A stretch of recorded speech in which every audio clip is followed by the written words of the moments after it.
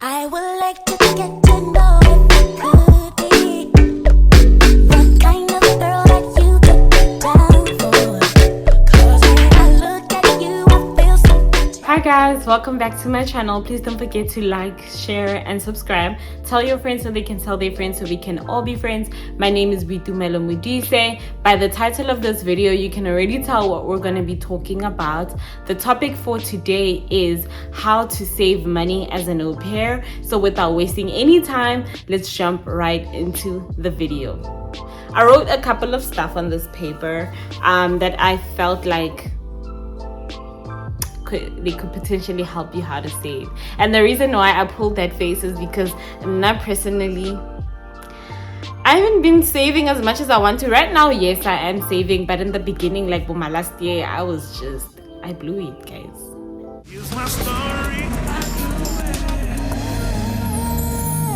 I'm not gonna cap. I also told one of my boys, Jorge, I understand where people from I blew it come from, low-key, because child, now that I think about it, because I took time and then I wrote down how much I earned and then I wrote down how much I could have possibly saved, and it makes me cry, like and I can't believe it vele himilo like that. But anyway, I know these things are gonna help you save, so don't be like me. Save. I mean, right now I'm saving, so technically it ain't that bad, but I could have bagged it hard had I really saved like I planned to. But anyway, these are gonna help you. So the first one is open a savings account or send it back home to your account. I think it depends. So if you know that you want to go back home after like maybe 2 years or like a year, then send your money back to your home account. So if you have an account with Capitec, Absa, for anybody that is watching me out of South Africa, Capitec, Absa, Nedbank, FNB, those are all South African banks. So whichever country that you come from, send it back to your home country, and then save it also, because the bank can really chow your money like that. So put it under savings too, even though you send it back home, I think it's something, if you don't have like a savings account, before you leave the country, make sure that you open a savings account so that when you come to America and you send your money, then you know that you're sending it directly to your savings account, if that makes sense. So yeah, do that. If not, then you can just open a savings account this side, save your money, and then you'll have a chance to decide whether you want to go back home or you want to stay in America or whatever. So yeah, you could either send it back home or save it in your savings account here in America. There are apps that you can use to send your money back home. You can use Remit or you can use Remitly. I have both of them because I like comparing, but my favorite is Remitly, because Remitly like really sends money fast, like ASAP. You could send it today, by the end of today it's already gone, so I think I prefer Remitly over Remit, because Remit takes a longer time, you know what I mean?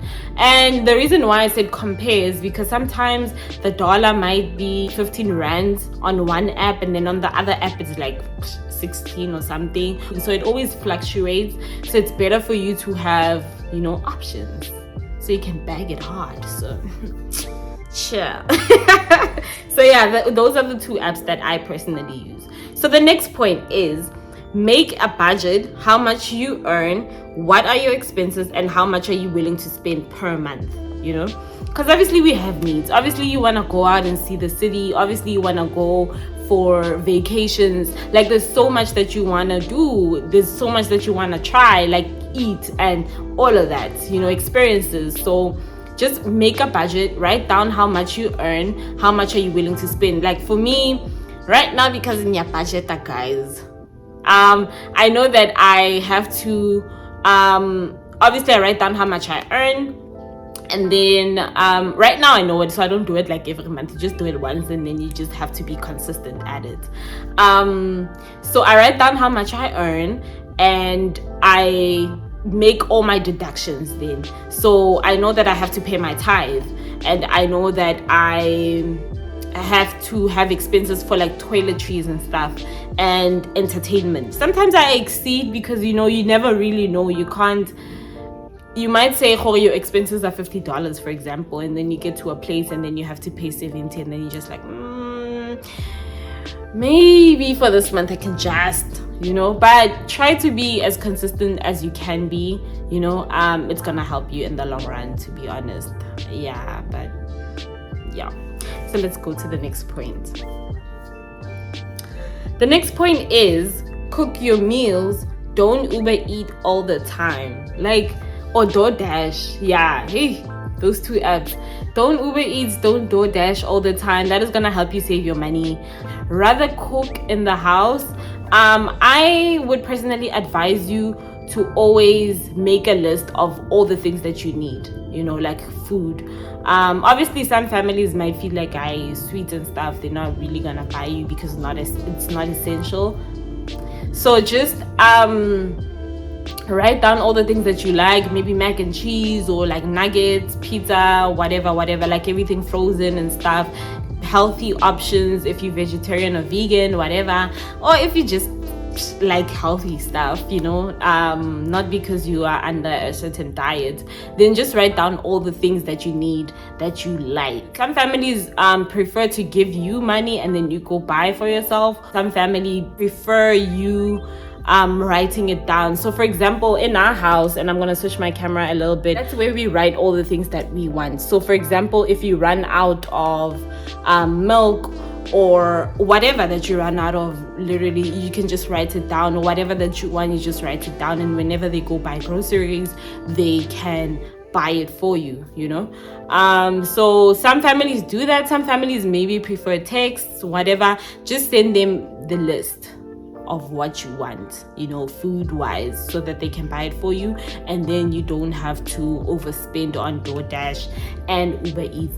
And it's okay from time to time to just buy it, because let's Chick-fil-A, or I don't know, anything, Zaxby's, whatever that you like, so don't feel bad about it. Sometimes craving, guys, but try to be as disciplined as you can. Try to be as disciplined as you can, but don't be hard on yourself. Okay, okay, next point. Be strict with yourself. Okay, I just said don't be hard on yourself, but it is what it is. You get the point. Be strict with yourself in a sense that sometimes write down your goal. You know what, this is how much I really want to save, and make sure that you meet your goal. You know what I mean? Sometimes you gotta ignore your cravings just to save up as much as you want to save up, your ultimate goal. There's certain things that you don't really need, guys, that you need to just get rid of, or you just need to stay away from. So for example, that you really want to save a certain amount by a certain month, but we're not busy Chick-fil-A and DoorDashing and Uber Eats every night. Priorities first. That's what I mean. I'm not saying be so strict, I'm not saying that, because you gotta live a little. Try to save up as much as you can. I think the right word for me to use is be disciplined, when it comes to your finances. Basically, just be disciplined. So next point is ask yourself, is what you're buying necessary or a need? Because sometimes you see something very cute and you're like, oh my gosh, I think that I want this, but is it really a need? Because at the end of the day, you're gonna be feeling bad. I shouldn't have bought it. I've had those moments where I'm just like, especially with online shopping, like when you buy stuff, like buying clothes, and then it gets there and then you try it on and it doesn't really look as good, and you're just like, why did I buy this? You know what I mean? Ask yourself this question: is it worth my money? I think that is gonna help you all the time. Another thing that can help you is, and I don't do this, but you can try it because I know it works. I did it before, so I know it works. When you look at a price, convert it to your country's currency, basically. So if it's like $10, then check out what $10 kebukai in South African rands. You know what I mean? And then o tlo feel like, nah, actually, nah, I'm not gonna spend that, you know what I mean? Although I don't do it, because then clearly I'm not gonna buy anything if I do that. But I'm giving you advice. This really helps, and I'm being authentic, I'm being real. I don't want to lie and say, "Cause this is what I do," because I don't do it. But this is great advice. This is great advice. This works. If I were to do 2020 over again as an au pair, I probably would have done everything here, to be honest. It's just that, yeah, we move, guys. Here's my story. Anyway, let's move on to the next one. So the next point is set goals and stick by it. So if you have an ultimate goal to make 100K when you go back to South Africa, stick by it. I forgot to mention one of the things when we were talking about budgeting earlier on, but what I wanted to say is that, for example, for now, I know I said it's tithe, and I said it's toiletries, and I said entertainment. The other thing that I wanted to mention is savings, basically, on top of that. So savings for, because I know with me I'm going back to South Africa, so savings for going back home and doing other things that I really want to do that I'm not comfortable talking about right now, but then eventually I will, because I feel like it's going to be another topic for my YouTube channel.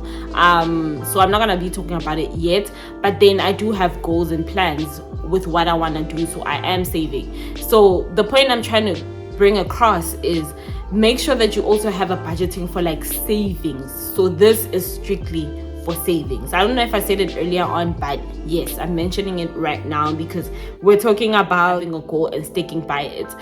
If there is an amount that you want to save up before you go to the country that you come from, do your calculations, basically. If I save, the $50, in how many months am I gonna be able to save up 100K? Just make sure that you make calculations as to how much am I going to save to get to my ultimate goal, you know what I mean? So if you want to have 100K by the end of the year, how much am I supposed to be saving to get to my 100K by the end of the year, you know what I mean? So you have to be strict by it, you have to be disciplined by it if you want to get to that goal. So yeah, just make sure that you set your goals and you stick by it. Consistency is key, so be consistent in your savings. So yeah, let's go to the next point, which is the final one. So this is the final point. Remember that it is good to save, but make more memories. They will be worthwhile. In as much as you're really trying to save, make memories for yourself, some memories that you are not even gonna be posting on Instagram, because you never know, is this the last time I'm gonna be in this country? So you don't want to regret saying, actually I was in America but I never got to see anything about their country, about their history, about like nothing. There's nothing that I saw. I was so busy saving up money that because you can always make money, guys. You can always make money, but you can never always make your memories. You know what I mean? Save money, yes, but also make memories. Go out, go try new things, go try different foods, Mexican food, like Ethiopian, like, oh my gosh. Like, my palette is so expanded right now. I'm so grateful. So learn, in as much as you want to save, make sure that you make memories for yourself. Like, nice time. Nice time, please. It's going down.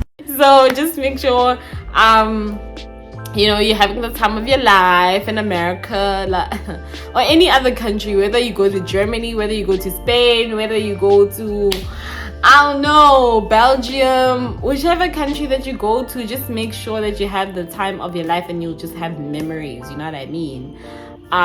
So yeah, I hope this is helpful. I hope this is insightful. I enjoyed doing this video because clearly I am taking this for myself too. I've started, but you know what I mean? Like, I am really letting it sink in to me, baby girl. You gotta start saving, because it's almost chai, guys. Like, I'm almost about to go home, so like I'm super excited about that.